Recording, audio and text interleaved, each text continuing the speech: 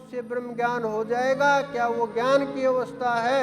हम लोग संसारी लोग घबराते रहते हैं, कहीं श्राप ना दे दे, कुछ बोल न दे, हाथ जोड़ते रहते हैं, जो कुछ दिया जाए ना दिया जाए, माफी जरूर मांगते रहते हैं, अक्षमा की नहीं, कुछ मत बोलो इनको। आप किस दुनिया के अंदर आए हो?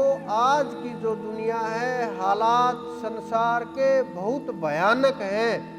आपकी सोच के से भी 2 कदम आगे बढ़ चुके हैं। जिनको हम सिद्ध समझ करके बैठ गए, जिन वस्त्रों को देख करके हम पूजा करने लगे, उसके अंदर जो छुपा हुआ खेल है, उसके अंदर जो ताकतें चल रही हैं, जो आसुरी शक्तियां काम कर रही हैं, हम शराब पिए हुए लोगों के साथ भी कैसा व्यवहार करते हैं वस्त्र डालने के बाद। आप अपने अंदर झांक करके देखिए, कितना भयभीत होते हैं ऐसे लोगों से। सामने से ये तक नहीं बोल पाते तुम गलत हो, गलतियां कर रहे हो, इतना भय है, कहीं कुछ कर ना दे, तांत्रिक प्रक्रियाएं ना कर दे, कुछ बोल ना दे, मेरा काम ना रुक जाए, संतान को कुछ ना हो जाए, घर में नुकसान ना हो जाए। इस प्रकार के जो मन के विचार हैं वो पैदा होते हैं और जीव अंदर से घबराने लगता है। ये कितना खतरनाक खेल चला हुआ है। जब आप इसके अंदर घुसोगे, सोचोगे, तब पता चलेगा कि हम किस दुनिया के अंदर जी रहे हैं, किसको हम प्रणाम कर रहे हैं, किसको हम दान कर रहे हैं, किसकी हम सेवा कर रहे हैं। क्या वो लोग ब्रह्म ज्ञान को प्राप्त हो सकते हैं जो जिम्मेवारी से भाग गए?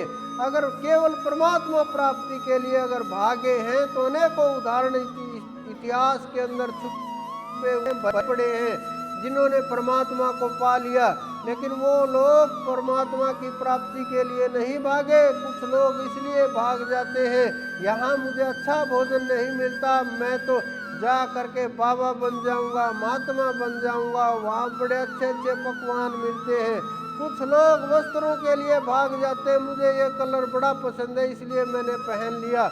मैं देखता हूँ लोगों को, घूम घूम करके अनुभव करके देखता हूँ क्या अंदर में चल रहा है, देखता रहता हूँ। वो पहचान नहीं पाते क्योंकि उनको परमात्मा ने दृष्टि नहीं दी और उन्होंने साधना नहीं की, उस परम तत्व की खोज नहीं की, उन्होंने उस परम चेतन को पाया नहीं, अपने को जगाया नहीं, आत्म ज्ञान की ओर कदम बढ़ाया नहीं।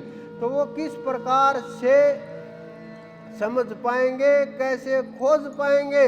हमारे संत आप लोगों के बीच ही, संसार के बीच ही छुपे रहते हैं, अपने को प्रकट नहीं करते। जो प्रकट कर देता है उसके पीछे भीड़ शुरू हो जाती है। वो प्रकट नहीं करते, प्रकट करते हैं ऐसी क्रिया प्रतिक्रिया कर देते हैं कि अपने आप ही जीव दूर भागने लगते हैं। कोई ऐसी हरकत कर देते हैं, सब दूर हो जाते हैं, वो मस्त एकदम से ध्यान के अंदर चले जाते हैं। उनको संसार से कोई ज़्यादा फर्क नहीं पड़ता, वो बस साधना के अंदर लगे रहते हैं। सिद्ध होने के बाद भी जब होश आया, भजन शुरू हो गया। अगर आप भी इसी प्रकार से साधना करोगे, जब भी ये मन का पता चला, साधना शुरू हो गई। नाम को इतना मन के अंदर मौका ही मत दो, हर समय मन के अंदर नाम नाम नाम चलता रहे।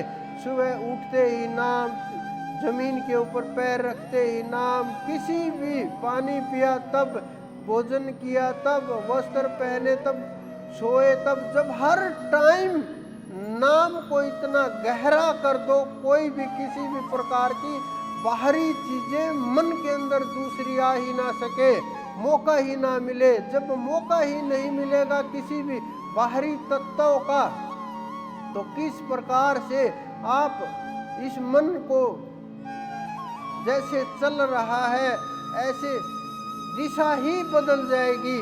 मैं बहुत बार देखता हूँ, जीव बोलते हैं मन नहीं रुकता। मैं सोचता हूँ मन की क्या औकात है कि मन नहीं रुकता, ये रोकना नहीं चाहते। मैं बोल भी देता हूँ आप मन को रोकना नहीं चाहते। मन की कहाँ इतनी हिम्मत है? आप राजा हो और दास को, गुलाम को कहे कि ये गुलाम मेरे काबू में नहीं आता, तो सब लोग हंसेंगे कि एक राजा के गुलाम काबू में नहीं है, एक राजा के दास काबू में नहीं है, ये कैसा राजा हुआ? उसी प्रकार से आप राजा हो और ये मन गुलाम है। आप आदेश दोगे तो इसको मानना पड़ेगा, लेकिन आप उस स्थिति में, पोजीशन में जाते ही नहीं जहाँ आप राजा हो। आप वहाँ तक पहुँचते ही नहीं जहाँ ये मन गुलाम हो जाए। आप ऐसा सोचते ही नहीं कि ये मन अधीन हो जाए। बस बोलते हो शब्दों से, मुंह से बोल देते हो, ध्यान नहीं लगता। ध्यान आप लगाना ही नहीं चाहते, इसलिए नहीं लगता।